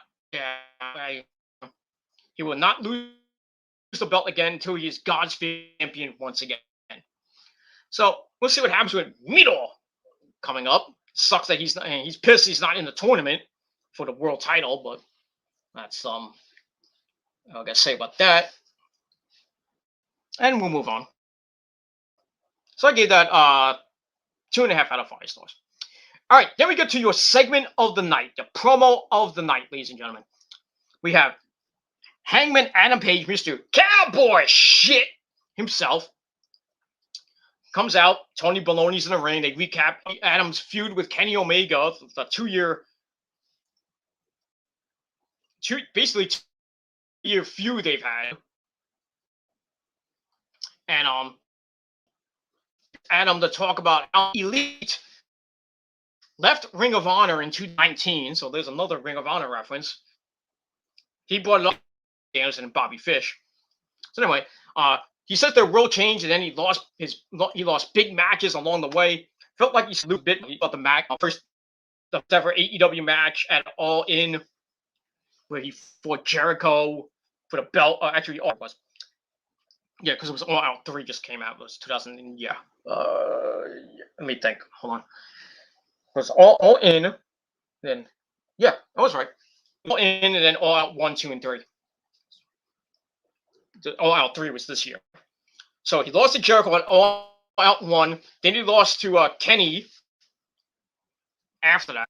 Oh, lost to Pac, I'm sorry. Blah, blah, blah. Said that he started to lose a lot more in his confidence. But the one thing that it felt like he never lost was the fans chanting "Cowboy Shit," which the fans do, and he had to pause for a little bit. So he says that taking his shot on day one and learning to let the past be the past and accept new friends in his life, meaning the Dark Order, meant taking his chance to stick his neck out like his friends did so many times, meaning the Elite and the Dark Order. And it means having the guts to go back home to witness the birth of his beautiful son, which I thought was nice. But last week, he finally picked up the phone. He's like, he took a shot. He came back, won the casino ladder match to earn at the belt at Full Gear. He got the chip and everything. Page feels the people that so the fans believe in him, still believe in the fans. Like, yeah, we believe in you, dude. I do, because he's the most. I think Adam Page is one of the most underrated wrestlers in all of wrestling and in AEW. The same thing for Adam Cole, baby. Him and Adam Cole are the most underrated wrestlers in probably wrestling history right now. There's others, but it is what it is. Anyway, so he says that the fans still believe in me, and for the first time in my life, I myself too. He's not going to make a prediction. He's going to make a promise that he will give everything he has at Full Gear, including cowboy shit. And he talks about like what cowboy shit is. He's like, cowboy shit's this and cowboy shit's that. So he's like, I'll do some cowboy shit. No, something like that. Probably his best promo ever in Ring of Honor and in AEW. This is his best promo. I loved it. And I gave it 4 out of 5 stars. This was great. I was thinking that Kenny would come out and ruin it, but I guess he didn't. I guess he's gonna probably leave that for Rampage this Friday night, or maybe Dynamite on next Saturday. But still, this was epic promo, great promo from the heart. God damn it! And like Macho Man Randy Savage used to sing, coming from the heart. Oh yeah, Macho Man says, dig it. Remember that song from the late Attitude Era, not even the early Attitude Era. It's like the New Generation era. No, then they had the Bret Hart song. Then they had the Survivor, not the Survivor Series song. They had the SummerSlam song, and then WrestleMania. Fighting to survive. Pump it up, pump it up. Back in the early 90s. The stupid songs they had. Oh, yo, yo. It is what it is. All right, so well, the ball came out. Dax Prescott tried to jump over the pile, but he lost the ball in the end zone. And Patriots looked like they got the ball.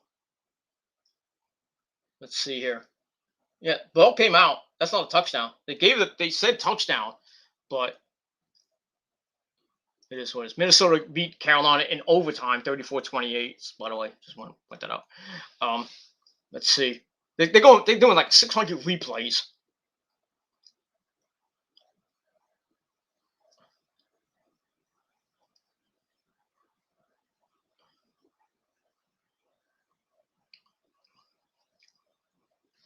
So, call on the field is a touchdown, but now it's under review by the booth. So I don't know. So we'll see. Did he get the? Yeah, looked like the ball came out right before he got to the goal line. So I think that's going to be upheld, and the Patriots will get the ball back at the 25-yard line. Let's see. Yeah, lost possession of the ball before getting into the end zone. So no touchdown. It's a touchback. Patriots get the ball back. So no, it's still 14-10. Yeah, I think it's still. Let's see. They're still saying 16-14 right now. Yeah, he lost the ball right at the goal line. I can't show you it because, of course, for NFL purposes, but yeah. So it's 14-10. Patriots going into the half. A minute and a half left, so we'll see what happens. All right, so like I said, going back to AEW once again. I know I can go back and forth. If you don't like it, too bad. Blah blah blah blah blah blah blah blah. Blah blah blah blah blah blah. All right, so great promo from Adam Page, and just an epic cowboy shit promo, and we'll see what happens with all that as we get to Full Gear in a few weeks, a couple weeks away, and that's it. All right, then we get a week. We'll get a rundown of what's coming next week. We got Anna Jay and Britt Baker for the AEW Women's Title on Rampage. Then we got the tournament matches on Rampage. We got Orange Cassidy and Powerhouse Will Hobbs, and then we got Bryan Danielson and Dustin Rhodes in the first round of that bracket on Rampage, and then on Dynamite this coming Saturday, I should say, Malachi Black, Cody Rhodes 3, and we're gonna have the other matches in the tournament, and we'll see what happens with that. I think we're supposed to have Lance Archer and Eddie Kingston, and I think Jon Moxley and I forget who else. I know Moxley's in the tournament. I just forget who's facing in the first round. But yeah, so that's gonna be pretty much the rest of what's gonna happen for the next week or so for Rampage Dynamite. So I just don't think Rampage looks good this week. From what I saw in the spoilers, it does not look good. It's probably gonna be going way down in the ratings. I mean, last week did 502. This week supposedly it's 529, so it went up a little bit. I think it's going to go way back down again. It could get 400,000 views this week. I mean, because you got baseball on. You got baseball on. Basketball starting this Tuesday actually on TNT. SmackDown's going back to. It's going to be back on Fox. So I don't know. All right, so it's 14-10 at the half. Patriots leading the Cowboys. Now we'll see what happens with the second half of that game. And then we got the other games coming up that are at 4 o'clock. And then we got the Sunday night game and then the Monday night game to end week 6 in the NFL. And then Thursday night we got who's on Thursday night? I think we got the Seacocks again on Thursday night. So that starts week 7 in the NFL in the league where they play for pay. Then we got hockey, of course, this coming week. Rangers won last night. Yes, in Montreal, 3-1. Had Alexis Lafreniere get his first Ranger goal. That was nice to was the game winner actually. So he scored his first NHL goal, his first Ranger goal of the year, and the Rangers get their first win of the year, 3-1 over the Canadiens. I think they play Monday, tomorrow night, or Tuesday. I have to look at the schedule again. But yeah, they get their first win. So they are, after getting a really horrible loss in the first game against the Capitals, losing 6-1. They lose their home opener in overtime to the Dallas Stars. I think it was 3-2, I think it was 3-2 at home. So they get a point get 1 point. Then they get their full 2 points last night. So they got 3 points in the Metropolitan Division, and we'll see what happens with that. It's only the third game of the season, ladies and gentlemen. We got 79 games left. So we'll see what happens with that. And basketball's about to start on a Tuesday. Got the Brooklyn Nets against the world champion Milwaukee Bucks. And then we got the Golden State Warriors against the Lakers and Gabe Braun. That's the late game. So that's going up against NXT. And that's gonna destroy that. So we'll move on. All right, so we had that. All right, so we get that's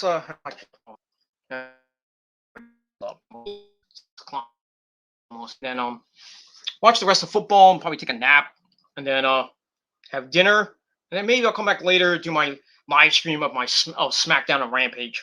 But we'll see what happens with that. But I will be doing a SmackDown Rampage video. I just don't know if it's going to be tonight or it might be sometime tomorrow. Or I might just do a SmackDown Rampage thoughts video. But we'll see. We'll see what happens. Yeah, that's all I got to say. All right, so then we go to the main event, ladies and gentlemen. Bryan Danielson, yes! Taking on the infamous Bobby Fish. I'll give you a reason. I'm glad that they gave Bobby Fish his old Runner theme music. Thank the Lord they gave him that. And Bobby Fish has been on pretty good so far in AEW. Pretty good. Pretty good. He's 1-1 on the buy-in on Rampage Friday night against Lee Moriarty, who is now also signed to AEW. So that's great. Though we're not going to see him much on Dynamite. Probably just be on Dark and Elevation. Maybe Rampage here and there. But still, great to see Bobby Fish there. That he's not, only that he wants to bring. I don't know. That would be Adam Cole maybe gets kicked out of the Elite again. Or they break up the Elite, and maybe they have their own separate factions. Like Kenny has his own group, and maybe Adam Cole has his group.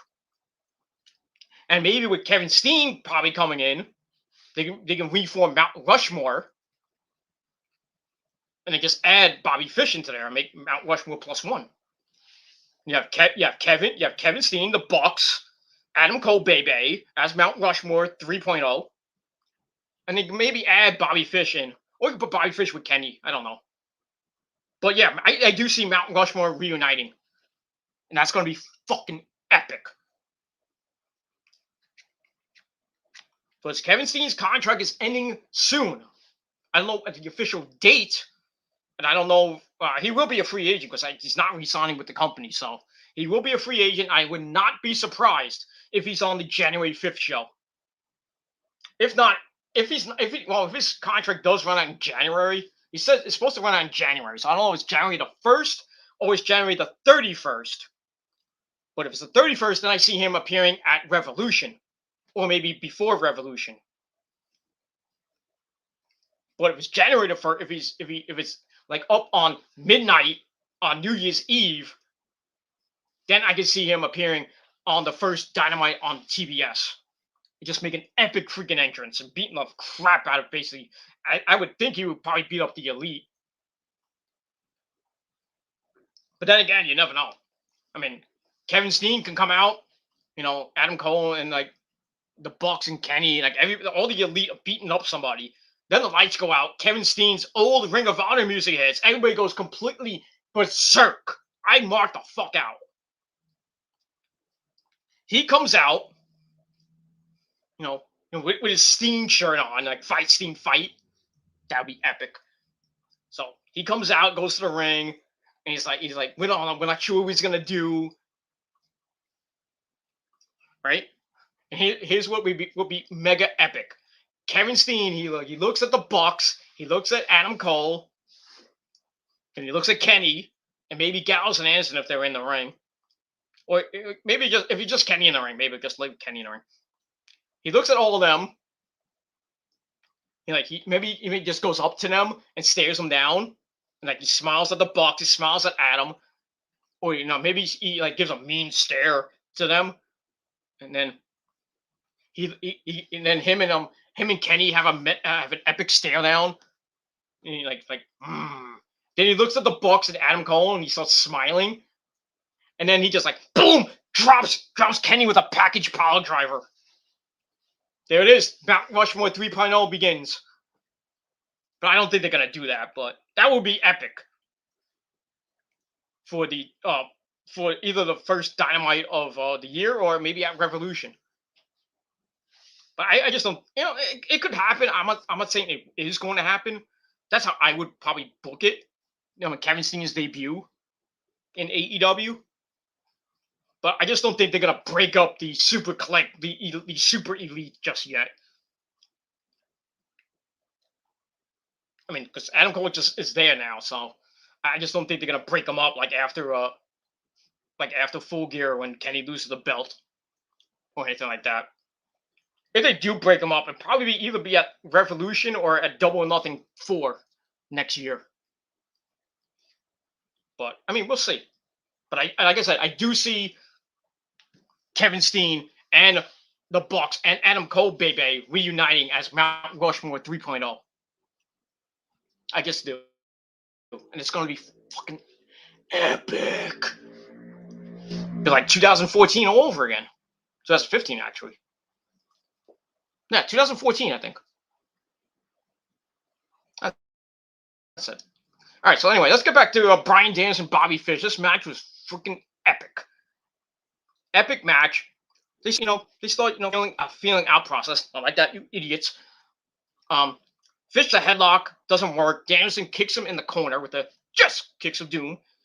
They get back up. Fish strikes away, gets knocked to the outside. Then he gets to the ring post head first, but no blood on that. But off a running knee from the apron. Again, kick, and then Punk's like, "Oh, that gotta hurt." Then we go to break. We come back. Bobby Fish working on the knee. Hits a sliding lariat for a near fall. Then he locks in a half crab, but Danielson's back up with a suplex to send Bobby Fish flying. And then he evens it up by wrapping the knee around the ring post. But Fish is back in, gets back in, hits a drop driver on Bryan.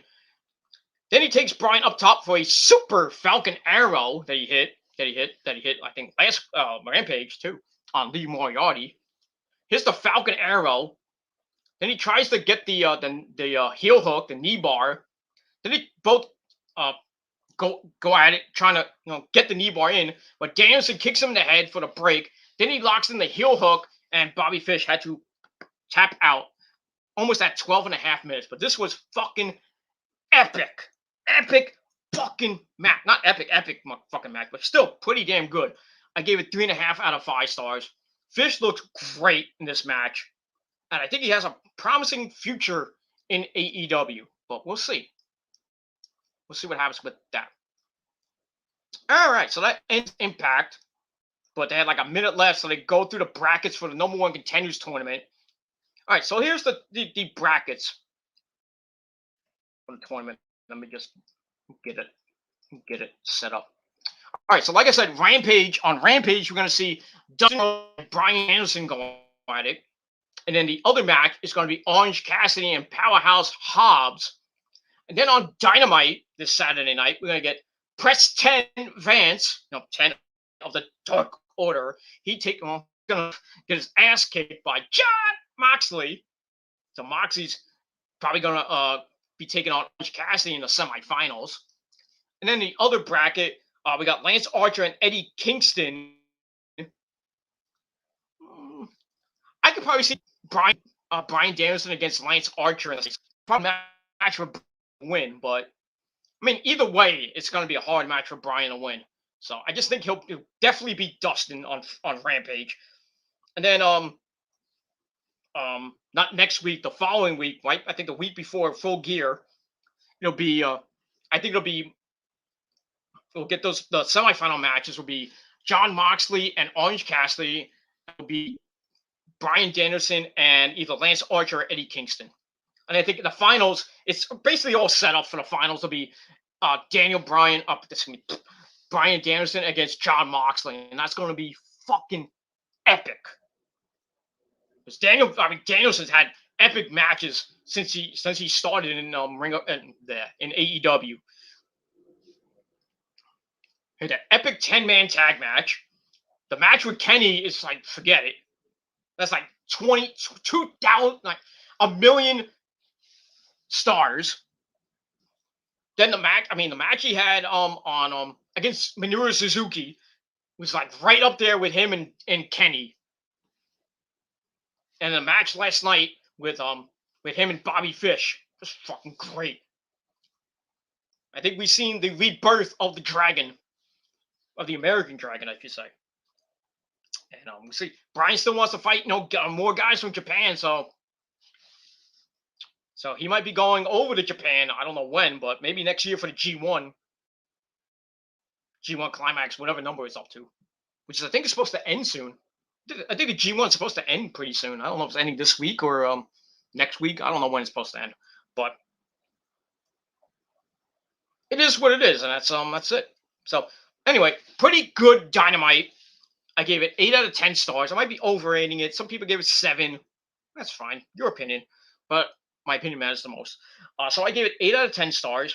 Let me know what you guys think down below in the comments section of the video, or do a video reply, or leave a comment, or whatever. Slide in my DMs. Hit me up on Facebook or Instagram. All that other good shite. Follow me and friend me and whatever. And that's all I really gotta say about that. All right, so we got a pretty good week of wrestling this week. We got Raw tomorrow night, the go home show. It should be okay. We see if Bianca Belair wins the Raw Women's title from Horseface Charlotte. And see whatever else happens with Big E and Drew. And they go say freaking motorcycle. And then we see what happens on Raw. Then we got NXT 2.0, the go home show before Halloween Havoc, which is next Tuesday. See what happens with that. No Dynamite on Wednesday, of course, due to hockey. Thursday afternoon, we got Crown Fool at 12 o'clock. And I'll be doing my my review after that, Thursday afternoon. I'll be doing my predictions probably Tuesday or Wednesday on TGC 207, so get ready for that. Then Friday, we got Rampage, and we got SmackDown going back to Fox. Rampage is taped, of course. And then Saturday, it's going to be a big night of action. That's the 23rd, yeah. Saturday night, we got Dynamite going up against Bound for Glory. So that should be interesting. Live Dynamite going up against basically a live pay-per-view Bound for Glory. And we'll see how Bound for Glory is this year. I'm not going to do a review. I'm not going to do predictions. I really don't follow TNA that much anymore. Or Impact, whatever you want to call it. I don't really follow the product that much anymore. So sorry for all you people that love Impact, or one of you know who you are. I just don't follow Impact that much anymore.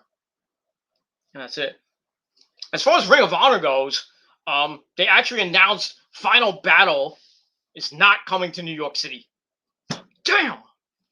So it's going to be in Baltimore this year, like it was last year. So going back to Baltimore at that bubble, wherever they do their house shows, the TV shows, I should say. So it's going back to Baltimore, which sucks.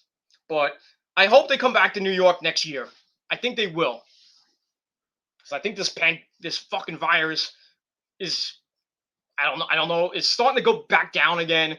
I don't know if there's gonna be another surge by the winter going into early next year. I don't know. I hope not. But I mean, we'll have to see in the next 2 months. So two to 6 months, we'll see what happens with all that. But so I don't know about Ring of Honor coming back to New York City yet. We'll see. Hopefully next year we'll get Final Battle next year in New York City. But we'll see. Maybe Best in the World next year. Maybe another Manhattan Mayhem. Hopefully. We haven't had Manhattan Mayhem this year, so it sucks. So that'll probably be Manhattan Mayhem 9. Maybe Supercard of Honor. I doubt Supercard of Honor, but so that'll be in Dallas. So if they do it in Dallas, but I don't know where they're gonna do it next year, but we'll see.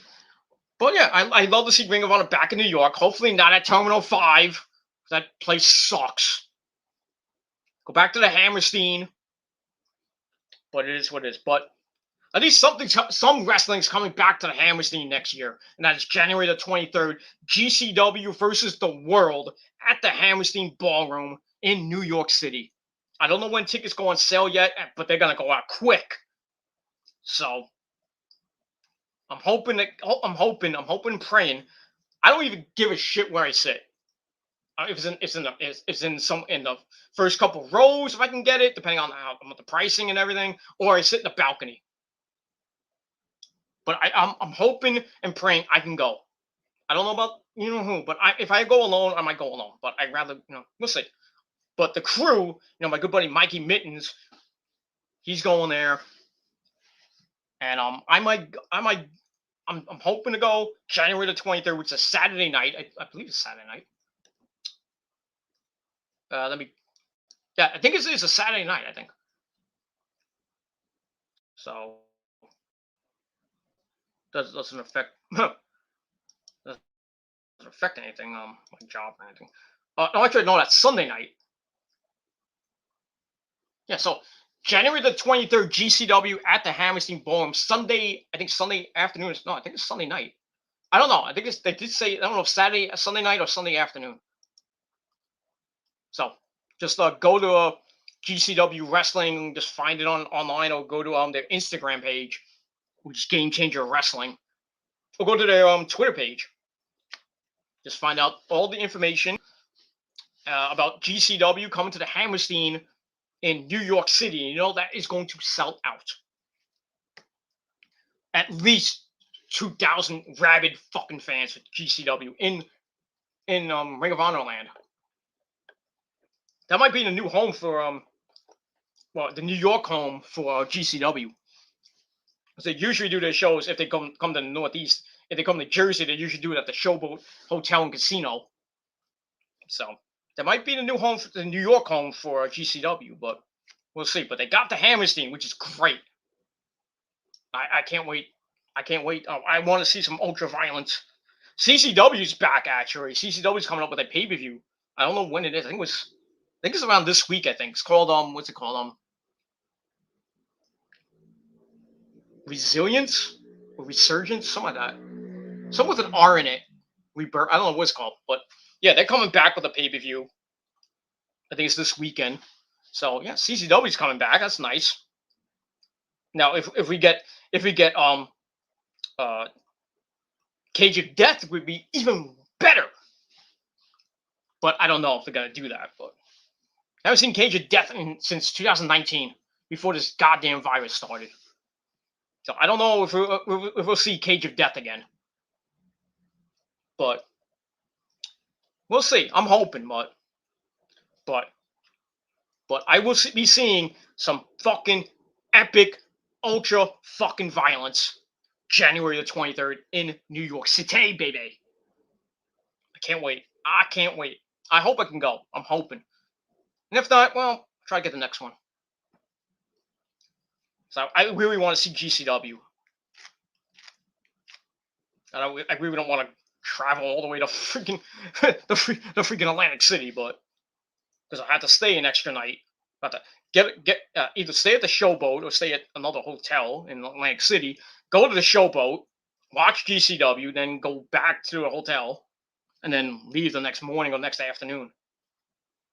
Pain in the ass, but it is what it is. But I'm hoping to see GCW in January or sometime next year, if they come back to New York after the January show. But we'll see. And hopefully WOW, Warriors of Wrestling, based off in Staten Island, comes back to Brooklyn. But I don't know. It depends what Joey B has to say. But they got Intergender Warfare coming up in November in Staten Island, so check them out too, and all that good shit. That's it. All right, everybody, that's it. I'm going to end the video. I'm going to eat because I'm hungry. I'm hungry. I'm hungry for a burrito. No, I'm not hungry for a burrito. But anyway, I'm gonna wrap this up. I'm gonna wrap up this burrito, and I'm gonna end it off, and then I'm gonna watch some football and maybe some movies, maybe some horror movies. There's some horror marathons on tonight from like the next 2 weeks. So I'm gonna watch some horror movies with the missus, and that's probably all I gotta say about that. All right, anyway, thank you all for watching. Once again, 8 out of 10 stars for Dynamite. And leave me your thoughts and opinions and all that shit. Don't forget to smash that like button to death, smash that subscribe button to death. Follow me on social media, Facebook, Twitter, and Instagram. Share the video all over the internet. Don't forget to smash that bell and get notified. And that's pretty much all I gotta say about that. All right, I'm out of here, ladies and gentlemen. Thank you all for watching. And if you're not down with that, well, I got 3 words for you. Fuck you, man. Fuck you, man. You don't like man? Well, fuck you, man. So, you don't like it? Too bad. Get off my channel. That's all I gotta say about that. All right, I'm out of here, ladies and gentlemen.